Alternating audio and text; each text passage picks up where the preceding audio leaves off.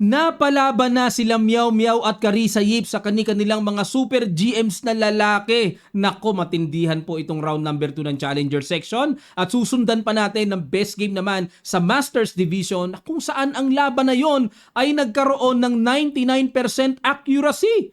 Ano? Parang computer mga kamatsas, 99%? Woo! Pagpapawisan kapag kagano ng accuracy ng kalaban. Pero bago yan, bigyan ko muna kayo ng puzzle hatid sa atin ng Internet Chess Club. Iwan po natin sa video na ito. Ito po yung round number 2 game ni Faustino Oro dito sa ongoing Wike and Z. Updated talaga ang Internet Chess Club. It's white to play. Kalaban niya po dito ay super GM ng Netherlands na si El Ami. Kung matatandaan nyo po, no? Na-analyze na natin to. Pero ano kaya sa recall nyo ang the best na ginawa ni Fausti sa position na to? White to play po mga kamatsas. Download na po kayo ng Internet Chess Club. Puro bagong luto ang mga puzzle dito. Mag-i-improve talaga kayo. Meow Meow White po dito. Ang kalaban niya ay isa rin pong matindi. Bata pa na super GM ng US na si Andy Woodward. Prodigy din po ng USA ito eh. Okay, ang ginawa ni Meow Meow, nag-E4, E5 si Woodward, Knight F3, Knight C6, nag-Bishop C4, Knight F6, D3, Gyoko Piano ang pinasukan at nag-Knight C3. Ayan. Dito kasi sa madalas nating nakikita mga kamatsas nagsi-C3, di ba? Yan ang normal para kontrolin ang D4 tapos timing na maka B4 pag naka C3 na. Pero dito, Knight C3 lang ang development ni Meow Meow. Tignan natin ang pinaganda. Nag-A6. Okay. Kasi po pag nag-D6, may chance na mag-Knight A4 mahuhuli itong bishop. Kaya maagap na nag-A6 si Woodward para kung hulihin man, may tatakbuhan na. Nag-Knight D5, ang aga namang sumugod. Dito ako bumibilib kay Meow Meow eh. Ang bilis sugod gagad. At kumapture. Ano po purpose ng Knight D5? Ang pinipigilan po kasi dito ni Meow Meow, halimbawa kung ang black tumira ng simple lang, yari na kagad. May Bishop G5. Yan kagad ang inaabangan ni Meow Meow, yung maagang kagad destroy. Ayan madodouble po, papangit kagad ang king side. Ang galing Kaya dito, balik tayo, ang ginawa, imbis na mag D6 sinabayan na ng capture. Bishop takes at nag D6. Ayun. So mapayapa na Nag C3. Ayan naman, susundot naman sa D4. Nag castling, Queen F6. Ayun, bookline pa pala ito. At nag-H3 para mapigilan yung Bishop G4. Kasi po, kung hahayaan dito ang black na maka-Bishop G4, sabay kakain sa knight, masisira naman ang pawn structure. Nag-H3. Ayun, teka muna mga kamatya, sorry po. Pag H3, yan po ang lumalabas na bagong tira. Wala sa Masters database. Dahil ang nakatala pa ay may tumira ng A4. Ayan, laro ni Jakovir Sindarov 2023. Ayun, natalo si Sindarov dito. Siguro nabasa ni Meow Meow yan, binago niya, nag-H3 siya para mag-improve. Nag-H6, ganun din naman si Woodward para walang sundot doon ng Bishop G5. At nag-Bishop B3, umatras na kasi baka mamaya matempuhan lang ng atake. Pero nag-Knight E7 pa rin para iikot ang knight papunta sa G6. Nag-D4, ayan na, pasabog na sa gitna. Bishop B6 atras. Bishop E3, ayan, maintain lang ang sentro, Knight G6, at dito nag-Rook E1, ayan. Dito, madisiplina na si, talagang kitang-kitang pumuposisyon lang si Meow Meow. Rook E8, may plano dyan mamaya, tapos may pressure sa E4, nag-Knight H2. Dito pupunta, talagang makalikot talaga isip ni Meow Meow, Naghahanap talaga ng hindi mapalagay ang batang ito ng walang mga sundot-sundot ng atake. At nag-Bishop A7, Queen H5. Ayan, susundot na po. Magda-Knight G4 na. Kumapture na sa D4, Bishop takes D4, takes, at nag-Bishop E6. Dito po, kitang-kita mga kamatsas, baka nasa isip nyo, coach, ba't hindi kinapture yung pawn sa D4? Libre yan. Meron po kasing Queen takes Knight. Hindi makakabawi dahil nakapin. Okay? Kailangan laging alisto at mag-ingat. Ayun, may kain doon Kaya ginawa ni Woodward nag-Bishop E6 para matapatan niya muna ang strong diagonal bishop. Ini-5 na ni Meow Meow, talagang kain-kain, atake Queen E7 at nag-Bishop C2, atake ulit, atras, at nag-Bishop E4, atake ulit. Lahat ng tira may atake, no? Queen B4, ayun na. Depensa na, may counter attack pa sa B2. At nag B3, niligtas muna yung pawn. Nag-rook A D8, control the D-file at nag-knight G4. Ayan na po. Nagparamdam na talaga. Mukhang bibira yata ng sacrifice dyan o kaya sa F6. Kinapture na ni Woodward bago pa magkaroon ng something-something. Kinain ng queen at nag-rook D4. Pressure pin muna. Dito po mga kamatsas, hindi makain-kain ang libreng pawn sa E5 kasi may bishop H7 check. Aray ko! Oh, kung tutuusin, bitin ng tore pero mas masakit yung queen na mabibitin. Okay? Queenless yan. May check eh. O kaya dito ang ginawa, sinangga muna ni Woodward. At nag-A3 muna. Okay. Inatake, pinapakain ng pawn sa B3. Pero nag-queen B6 lang. Again, kung kakainin po ang libreng pawn, mayroong bitaw ng bishop H7 check at lipad ang tore. Lalamang sa material exchange ang puti. Okay? Kaya ginawa dito, nag-queen B6 lang, maintain lang na depensado ang tore para hindi effective ang lagi nating nakikitang sacrifice bishop. At dito nag-rook A D1. Kain-kain. Okay, may trap pa rin talaga, no? Di pwedeng kaining libre ito, kakain doon, tapos check na naman. Kinain na. Kain ng queen, so hindi pa rin po pwedeng capturein ang libreng pawn, laging may bitaw ng check, makukuha yung tore. Okay, nag-knight E6 muna, nag-B4 na. Okay, para control din sa C5 square. At nag-rook D8, queen E2, nag-A5. Ayun, napansin dito ni Woodward. Napaka-solid naman ang pawn structure na yan. At gusto niyang basagin na. Nag-queen E3, naghamon ng queen to queen. Knight D4. Ayaw ni Woodward. Ayaw niya. Gusto niya talaga. Sapa ka ng may mga pyesa. Kinain na yung pawn sa A5 kain. At nag-rook D1 pin. Nag-queen A4. Dumipensa na. May atake pa. At nag-rook D2, nag-B6 muna para mailihis muna kasi baka mamaya ika nga isang pawn lamang tiyan din yan. At nag-F4, ayun, sinolid na ni Meow Meow yung E5, baka mamaya matret pa yan ng hindi inaasahan. Nag-C5, ipinako na po, napakatibay ng knight, no? Tawag natin dyan, sinemento na ang knight sa D4, pagkatibay niyan. At nag-F5, ayan na naman. Gusto ko talaga style ni Meow Meow talaga. May pasabog na paganon, may paganon.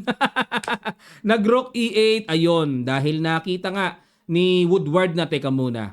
Tinira mo ang F-pawn, paano yung pawn E5? Atakihin ko nga yan. So, and nag-F6, walang pakialam si Meow Meow. Kainin mo, kuya! Kainin mo, parang ganon. At nag-queen B3, hamon queen to queen. Ayan, gustong awatin ni Woodward. Bakit? Ano ba inaawat? Halimbawa po, dito kung capturein ito, so very obvious may queen G3. Threat na may matchas, threat yung tore. Alin ang isosolve dyan na problema? Pag nag-rook G5, yes, walang matchas, may matchas naman doon sa back rank. Hindi makadungaw dahil may sniper na nakaabang. Okay? At re-remedyohan na lang yan. Halimbawa, tumira G6, lipad na lipad naman. Sobra namang buong buo na makukuha ang tore sa E5. Okay? Ayan, balik tayo mga kamatsas. Kaya nag-queen B3. Para sa akin, ang gandang pang-depensa ni Woodward Siyempre, under attack siya, kailangang ipalit-palit niya ang pyesa. Tama po yung principle na yon. Pero kung accurate ang pag-uusapan, ang gusto po ng computer ay queen sa C4. Second option lang tong queen B3 niya. So, queen C4 ang accurate. Okay. Balik tayo. Queen B3. Nag-rook D3. Ayaw ni Meow Meow. Gusto niya talaga. May queen na panggulo. Nag-queen E6. Ayun na. Nilapit na yung queen doon para talagang siguradong makadepensa sa anumang pagtatangkang ataking malakas. Kinain. Teka muna mga kamatsas. Hindi pala maka-queen G3. Gusto ko sana i-queen G3 para may matchas doon threat, no? Kaso may knight E2 double. Hindi pwede. Malulundagan ng knight. Paki-imagine nyo po, hagip ang reyna sa G3. Kaya ang pinili ni Meow Meow, kinain na lang ang G7. King takes G7 at nag-queen G3 check. Good move. Iwas ang king at nag-queen H4. Ayun. Pag kinain ng queen ang pawn, may kain bawi sa pawn H6. Nag-rook E7. Rook E3. Okay. So anytime naman may bawi palagi doon, ano? King E8, kitang-kita po evaluation bar equal, no? Lamang lang ng 10 minutes itong si Woodward sa oras. Bishop A8, ayan ang questionable sa computer. Bakit daw pumunta doon? Dulong-dulo naman, meow meow. Bakit kaya? Ang sinasuggest po ng computer ay A4 o kaya Rook E1 and King H1. Yan, no? Prophylactic move lang. Pero, nag-Bishop A8, bakit kaya? Knight F5, ayun! Naku po, ang sakit. Okay. May check naman. Kala ko, huling-huli. May check, King F8, at nag-Rook E1, Knight D4. Okay. So, from Queen H4, nalipat ang Queen doon. Rook E3, ayun. Dito po medyo parang na-confuse na si Meow Meow sa position niya, no? Hindi na niya tamaan ang accurate moves na Queen A6 o kaya King H1. Itong King H1 parang wala sa, kumbaga sa ano, wala sa bokabularyo ni... parang kumunat lang eh. Wala sa style ni Meow Meow yung mga ganyang kunat. And Queen D1. Yan po ang tatlong gustong itira ng computer dito sa posisyon na to. Pero, nag-Rook E3 si Meow Meow, natirahan na naman po ng accurate move, Queen F5. The best ang tira na yan.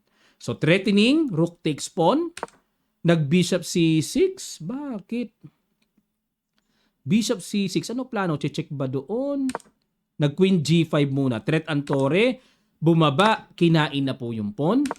Nag-Rook F1 umiwas at kitang-kita sa evaluation bar ang total collapse ng kaharian ng puti dito mga kamatsas. Ayan kitang-kita, lamang na lamang ang black. King G7, safety muna si Woodward. Baka mamaya mahalaw pa ng mga check-check. Nag-Queen C4, threat ang pawn. Rook F5, sinalubong lang. Kinain, pero dito po maliwanag na lamang ng isang pawn si Woodward. Nag-Bishop, D5, Queen E5. Pinapakain yung pawn. Bakit pinapakain? Ano mayroon? Nag-A4 lang. Pero silipin muna natin. Pag kinain yung pawn sa F7, may Queen E1 check, King dyan, at may Knight E2. Ay, oo. Threatening matchas dito. Gets na. Okay na dito, matchas talaga, ano? Halimbawa kung mag-H4 pasingaw, silipin lang natin sandali mga kamatsas ha. Check doon, gaganon. Check. Check uli. Pinabalik. Dito, lakbay aral na pala mangyayari. Lakbay aral Pupunta doon, tapos simpleng Knight D4 check, lakbay aral. Queen G3 check. Baba ang King, Queen F3 check, ganoon. And check doon, ganoon. Queen F4 check, ganoon. Queen C7. May matchas ba? Ba't ayaw kainin yung bishop? Queen C8, ganoon. At dito, mati kambing. Ayun, mga kamatsas, may mati kambing na ganoon. Layo naman ang kalkulasyon ng computer. Grabe yung nakita niya. Imposible makita yun ng tao. Balik tayo. Ang ginawa po ni Meow Meow, nag-A4. H5 at nag-King F1, Queen E3, kasi pagkakakainin nyo may check nag-Queen A2, Knight F5, nako mati kambing salbahiski threat. Check muna, sangga, pasingaw para merong extra square kasi mamatyasin Yun lang, ubos. Ayun, Queen G3, nag-resign na po si Meow Meow. Bakit po? Pagka gumanito, may check dito, kuha Queen. Okay? Pag bumaba po dito, may check dito, kuha yung bishop. Queenless na rin pala kahit hindi na bishop ang kunin Queen na lang, mas malaki pa ang piyesang makukuha. Ayun, nadali po si Meow Meow. Nag-collapse siya, nagsimula dun sa bishop A8. So, kailangan pang i-work out ni Meow Meow ay yung mga positional aspects, Kailangan niya matutunan na mag-King H1, yung mga tahimik na position na ang kinakailangan tira ay prophylactic moves lang. Dapat ganun. I-adjust niya yon. Hindi lahat ng atake hindi lahat ng tira palaging pa-atake. Kinakailangan talaga merong mga certain positions talaga na sa pagkakataong yun, kunat ang kailangan.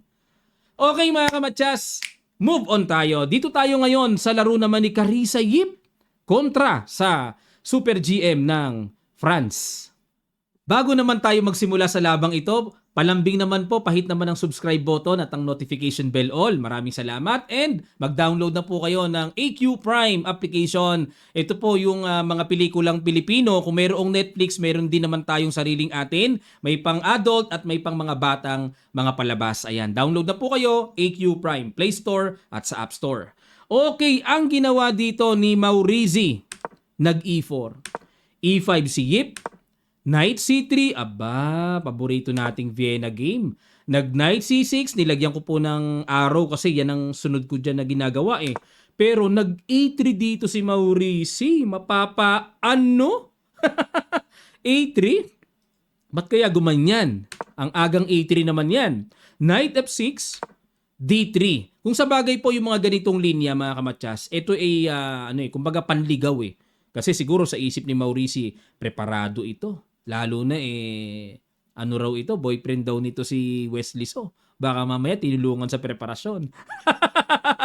'Di ba? Sabi nila GF daw ni Wesley ito eh, pero okay lang naman. Wala namang masama doon. Okay, D3, D5. Ayun. Okay, D5. Pasabog gagad sa gitna. Bishop G5, pin, kinain, kain, at dito'y malugod na tinatanggap ni Maurizi ang maagang queen to queen. Pero nag-bishop E7 lang si Carissa. No? Dito po kasi mga kamatsas, hindi basta-basta ang pagkain dyan. Kain, kain. Kasi ang delikado po dito yung knight B5 na paparating o kaya yung kain muna dyan, kain tapos knight D5 na paparating.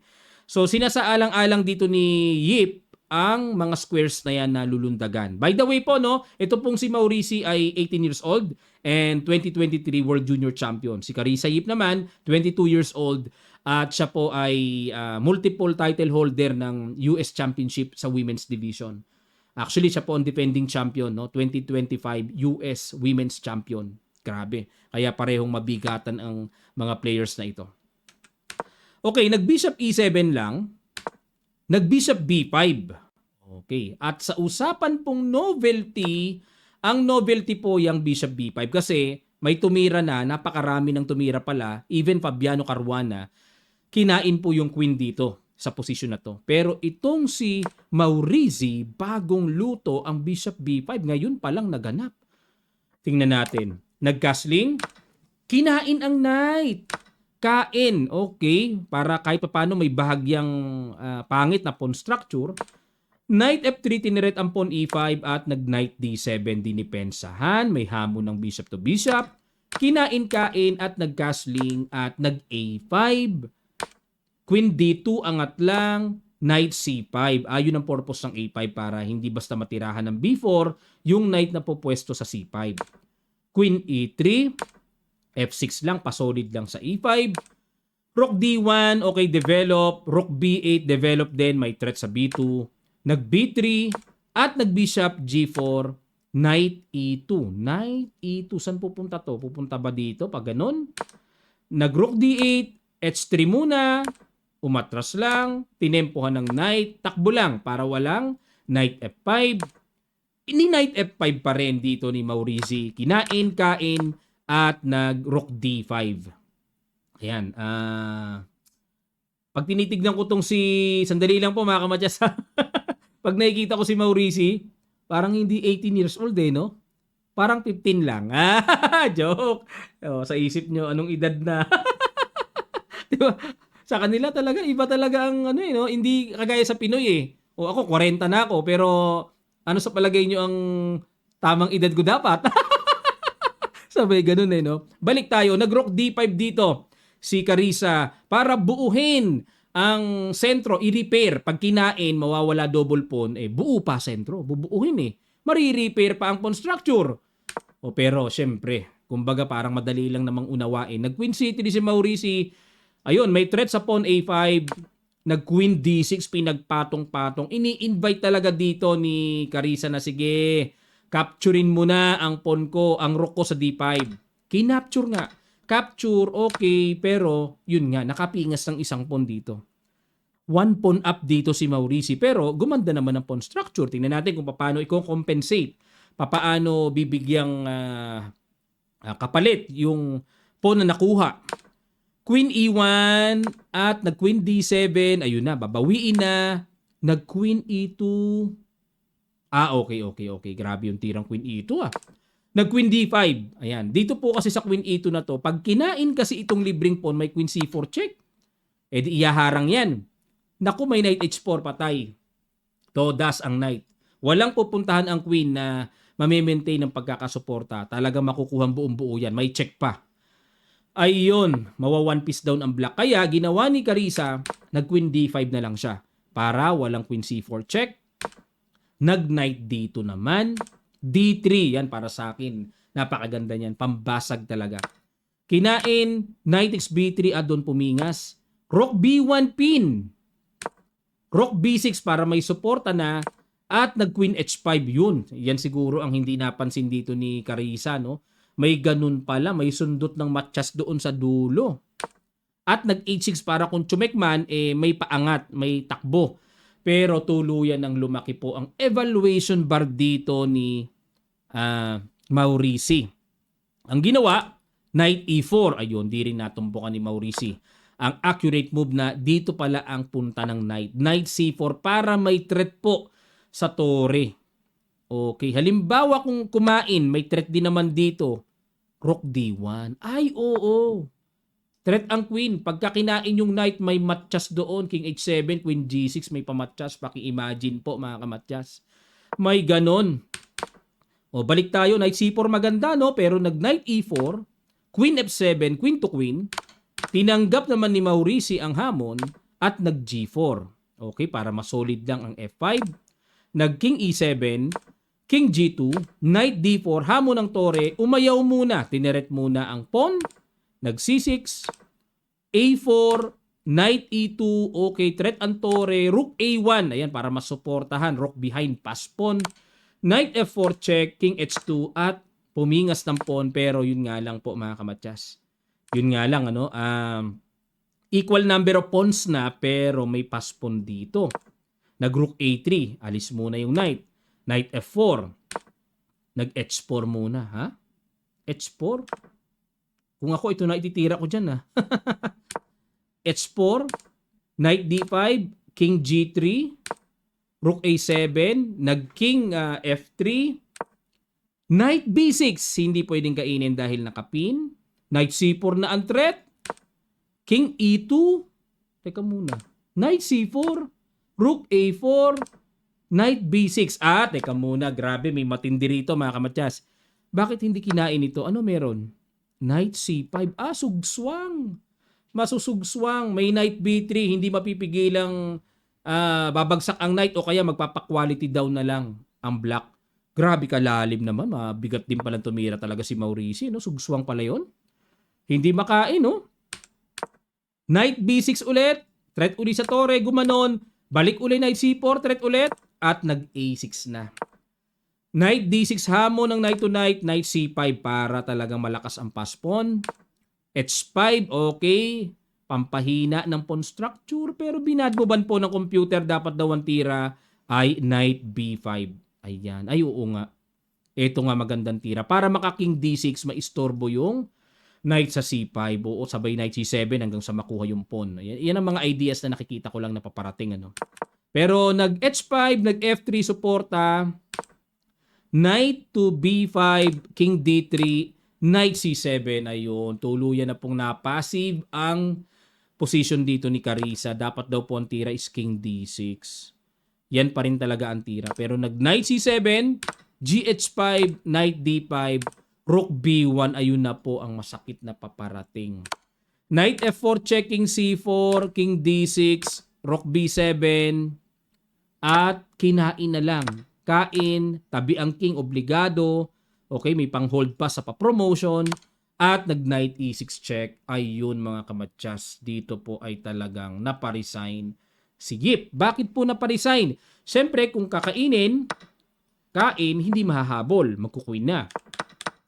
At kung hindi naman kakainin, dito naman kakapture, may knight g7 at ano pa ang ipanghahabol sa papagapang na h pass pawn na magkukuwin. Ayun mga kamatyas. Pag nakuha yan, mayroon pang kapalit, dalawa ang pass pawn Ayun, nadali po sa endgame si Carissa Yip. Sayang mga kamatyas. Nako, lumaglag yung mga sinusubaybayan nating Lodi sa women's player natin, women's division. Laglag sa parehong Super GMs sa mga bata pa rin na mga pambato talaga.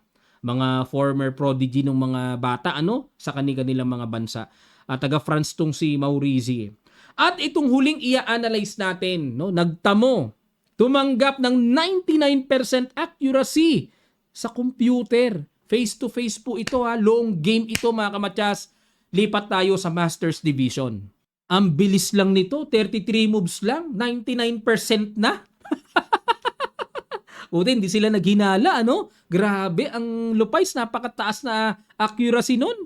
Nag C4 si Vincent Keimer, pareho pong French player to, no? Pero ang maganda dito, kahit magkakilala sila, pisakan talaga. At si Mathias Blueboom, isa po sa mga candidates player na inaasahan nating lalaro for coming FIDE candidates, no? Si Mathias, miyembro yata ng Kamathias to Nag E6, D4, D5, Knight C3, Knight F6, kinain po, no? Exchange, Queen's Gambit, Bishop G5 variation. Ayun, matanda na po ito, no? Panahon pa nila Kasparov ito. Paborito ko na po itong Bishop G5 exchange na to. E3, nag H6. Ayun ang medyo bago. Yan ang medyo bagong timpla. Kasi po usually ginagawa dito C6 o kaya castling lang o kaya Knight BD7. Ayan. Pero dito nag H6, bookline pa rin pero hindi masyadong gamit to Castling, Bishop D3, Rook E8, Knight F3, nag C6 lang. Okay? Bishop G3. So, very normal naman. Bishop G4. Okay? Pressure pin. Nag Queen B3. Ayan na po. Ayan, yan ang medyo nagpakaunti na. Konti na lang. Ay magno-novelty na. Ang next. Tineret ni Keimer ang pawn sa B7. Pero dito po kasi ang normal line, yung H3 lang O, pero Queen B3. Nag Queen B6. Tinapatan ni Blueboom ng Queen to Queen. Knight E5. Okay, pressure sa bishop. Bishop E6 ay yan ang novelty mga kamatyas. Kasi po, itong exact position na to ay naging laro pa nila Andrei Esipenko ng Russia. Ayan, and Momikon o Mamikon, di ko kilala yan. Natalo si Andrei Esipenko noong nakaraang taon lang, 2025. Aba, na-upset pala. Upset. Talo si Esipenko sa white. Tinirahan ng Queen takes B3. Ayan. Pero itong Bishop E6, novelty po ni Mathias. Tingnan natin. Nag F4. Ayun, pinagtibay na para talagang matibay na matibay ang knight. Knight G4. Okay, may threat sa E3. May pangpaalis na rin ng knight sa E5. Nag F5. Ayun, inatake po ang Bishop. Kinain. Kain. Bishop C8. At dito po nag Bishop F4. Okay? Para makaiwas sa madepensa ng maaga kasi nga po yung pawn sa E3 baka tamaan yan Nag Knight D7 H3. Dito po mga kamatyas hindi ko ma-capture ang black dyan kasi pag kumapture kasi ay mabubuhay yung A file ng puti So bagamat magkakaroon ng double pawn pero buhay naman yung A file kaya hindi ginagawa ng black na capturein yan. Okay, baka maging tanong nyo ba't ayaw capturein madodouble pawn di ba? So H3, nakahanda lang po para i-G4, pagtibayin ng F5 mamaya. Pero sinundutan ng check. King D2 umiwas. Wala na talagang balak magkasling pala si Keimer. Queen D8, bumalik. Saan pupunta? G3, Bishop E7, Rook C1. Ayun, okay. Okay. Ang threat po ng Rook C1, ba't binad mo ba? Ang ganda nga ng threat. Ang threat po kasi imagine niyo ito po kakainin yung po kain sabay may kulong doon sa C7, makukulong ang queen. Yan ang threat. Pero kung accurate ang pag-uusapan natin, ay G4 pala ang tira dito na accurate. And Rook A G1 mga kamatyas, Yan po ang mga tamang latag ng computer. Pero Rook A C1 balik tayo. Nag Knight B6. Okay, para hindi na umubra yung ganon. G4, C5. Ayan na, pinasabog na po ni Mathias. Kasi, pag kinain-kain, yun nga medyo masama yung position ng king So, may threat dito sa pawn E3. Sa palagay nyo, sino kaya dito ang 100% pa ang accuracy? No? Sino kaya sa kanilang dalawa ang uma-accurate talaga na matindi? Malalaman natin mamaya. Okay, kinain-kain at nag-king C2. Yan kasi na-pressure dito si Keimer na baka mamaya bumasag ng D4. Imagine niyo po kain-kain. Lalo na nandyan pa ang king niya sa gitna. Hindi nag-castling So na-pressure, gustong magtago ni Keimer sa B1. Ayan, may idea na kayo kung sino talaga ang Nag-bad move na eh. O, di ba? Bawas na po. At ang laki ng itinalon na evaluation bar dito. Ang accurate daw po ay Rook HE1. Ayan, yan ang accurate. O, agap lang. O, pero nag-King C2, Bishop takes E3. Okay, kinain. Kain. Hindi pa rin makatago dahil bitin ng bishop. Ayan, sinalubong. Kain. Bishop D7. At nag-Queen B4. Grabe, no? Antindi. Queen B4, Queen H4. Accurate. Threat ang tore, threat ang pawn. Double attack. Nag-Rook E3. Depensa. At ang tira dito ng computer, number 1 move ay Queen F2. Yan pa rin ang ginawa. Tindi. Queen F2 check. Harang. Tira ng computer, Queen G1, accurate move. Yan pa rin ang ginawa. Talaga palang matindi itong si Matchas, ano? 100% to, Queen G1. Nag-Rook E7. Okay, ano idea? So, pressure. Ang accurate move dito ng computer ay Rook C8. Number 1 move. Boom! Grabe. Ilang number 1 top move ng computer dito ang tinamaan. Ang lupait, so. Rook C8. Pin. Idea, D4. Pababagsakin yung knight, no? Madaling makita yung threat, eh. King D2 umiwas. At number 1 move dito ay Knight C4. Yan pa rin ang ginawa. Boom! Hingal kalabaw ang inabot dito ni Kaymer. Paano ka mananalo? Mala engine ng tira. Ang lupites. Kain. Queen takes B7 at ito po mga kamatsas dito, no? Siguro, kung ito online talagang magtataka na talaga pero hindi po online ito, ha? Face to face to, tapatan to, long game to. Natumbukan pa rin. Ang last shot! Boom! Bishop A4. Grabe mga kamatsas. Resign si Kaymer sa tira na yan. Number 1 top move ng computer. Bakit po nag-resign? Isa-isahin natin. Ang threat po kasi ng Bishop A4, mag-Rook D4 check na. Walang King C2 na tago. Talagang lalabas at lalabas na. Pag na-expose na ang White King sa pagtutulungan ng Queen at Torre, wala na. Kuyog ang tawag dyan, makukuyog, mamamatsyas yan sa ayaw at sa gusto ng puti. Ngayon, paano pag kinain to? Anong continuation? Ito po, Queen D4 check. Lagay natin dyan, may Rook C2 check. Angat natin, matsyas. Matsyas, blue boom. Pagka gumanon, may check. Hindi, sorry po. 1 move na. Gagawin mo pang 2 moves, coach. Matsyas. Talagang walang pupuntahan. Wala, lahat matchas pala. Matchas. Blue Boom. Grabe, ganda ng pangalan niya. Matchas, ano? Pag ako nagkaroon ng baby boy, ang gusto ko ipangalan, Matchas. Abangan nyo yan, ha? Abangan nyo. Pag nagka-baby si coach, Matchas ang ipapangalan ko. Ganda no? Lupit ang pangalan to ni Matchas Blue Boom, Miyembro ng Kamatchas to, Okay, Bishop A4. Ano pa? Bakit nag-resign? Para talagang lubos nating maunawaan. Pagka gumanito, halimbawa gumanyan, ito naman ang gagawin. May check, angat, matchas pa rin. Hanip talaga yung Bishop A4 na yan. Parang dito sugswang po talaga. Pag Bishop A4, sugswang Pag naman nag-B3, may Queen D4 check. Pag tsumik dun sa ibaba kasi, lahat ng i-check ng puti, aangat lang, walang kasunod. Kaya useless na rin po yung mga check-check Di pala pwedeng tsumik dun, may mga ganun, Queen moves na check, angat lang, walang kasunod Pag Bishop A4, grabe naman. 99%. Tingnan nyo po mga kamatya sa chess.com. 99% talaga. Talagang hindi ako makapaniwala. Sabi ko kako, talaga bang totoo? 99% talaga. 90.2. Si Kaymer, 99 accuracy. Pambihira, ito na yata ang record holder Nung nakaraan, may na-analyze tayo na record breaking, no? Fastest game na nakatalo ng Super GM, si Niemann. Ang tinalo niya, 16 moves lang. Si Vladimir Fedosiv. No? 16 moves lang. Ito, 99% accuracy. Panalo pa, hindi naman draw kasi meron kasing mataas ang percentage draw ito, panalo 99%. Sino pa ang magbe-break dito? Sa level ng mga Super GMs long game. Sa long game kinuha yung laro, hindi sa rapid, hindi sa blitz Mukhang record holder itong si Matchas. 99%. Ang lupites.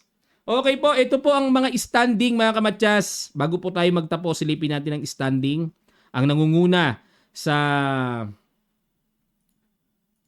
Masters Division ay si Hans Smoke Niemann. Tabla siya kahapon, no? Tied sila nila Matyas Blueboom, Abdu Satorov, Eric Gaisi, and Van Forest. Ayan, si Van Forest starring din po ng round number 2 dahil tinalo niya si Giri sa round number 2. Ayan, and sa ano naman, makibalita naman tayo sa challengers, hindi natin na ipakita kanina. Ang nangunguna ay si Suleymanli ng Azerbaijan, 2.5 points. Bibi Sara and Maurizi, Woodward, Ivanchuk, Yufa, Faustino Oro, and Lu Miao Miao with 2 points. Ayan, not bad for Miao Miao kahit natalo siya. Maganda yung naipondo niyang dalawang panalo kaya dikit pa yan sa leading na si Suleymanli. So abangan natin ang mga susunod pa dito mga kamatyas. And muli po maraming salamat. Naglalambing, pasubscribe po ang channel na to. Mag-download na kayo ng Internet Chess Club app. Mag-download na po kayo ng AQ Prime. And sali na po kayo sa raffle, no? Ilalagay po namin ang instruction sa Google Form para makasali naman kayo for next week live streaming natin. And then mamaya po live streaming natin Tuesday, no? Sino kaya ang mananalo sa mga raffles and sino kaya ang mga makakalaro ko na pang-training mga kamatyas. Okay? Live po tayo mamaya gamit natin ang Internet Chess Club. Magkita-kita tayo mamaya, no, at 8 PM, no? Maraming salamat po muli. Kita-kits.